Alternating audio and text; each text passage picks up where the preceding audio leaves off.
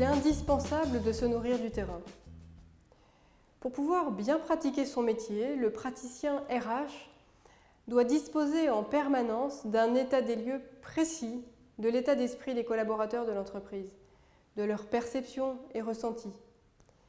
Il doit connaître à tout moment les sujets de tension, le détail des attentes des collaborateurs. Son rôle est aussi de recueillir les perceptions sur les projets de l'entreprise pour identifier leur faisabilité sociale et les marges de manœuvre de l'entreprise. C'est ainsi qu'il pourra alimenter sa réflexion et ses décisions avec une approche de type gestion des risques et des opportunités. Alors concrètement, comment ce rôle se traduit-il dans le quotidien des praticiens RH? Il passe en premier lieu par la présence terrain. Le praticien RH doit sortir de son bureau, aller au contact des collaborateurs et les faire s'exprimer. Il doit identifier les salariés dans l'expression et représentative de ce que ressentent et pensent leurs collègues. C'est cette écoute et cette attention qui lui permettront de se construire une vision détaillée des réalités humaines de son entreprise. Évidemment, il n'est pas facile de trouver le temps de le faire, alors même que ce temps est une denrée rare au quotidien.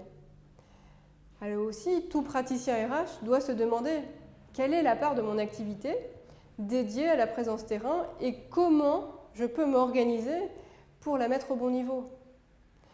L'ancrage terrain du praticien RH est indispensable pour une seconde raison. Il va lui permettre de s'alimenter des réalités opérationnelles de l'entreprise en passant du temps là où se matérialise la création de valeur, dans la relation entre l'entreprise et ses clients. Et c'est là qu'est la condition pour comprendre le business de l'entreprise et parler son langage, ce qui constituera la première source de crédibilité du praticien RH.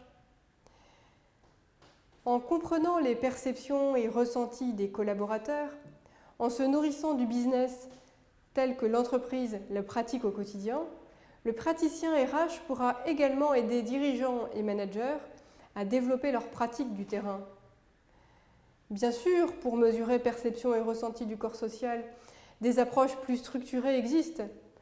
La mise en œuvre d'enquêtes d'opinion quantitative réalisées auprès des collaborateurs s'est répandue ces dernières années. Il est également possible de mettre en œuvre une démarche d'ordre qualitatif, basée sur l'interview d'un échantillon représentatif de quelques dizaines de salariés à partir de questions ouvertes. Ces approches sont utiles.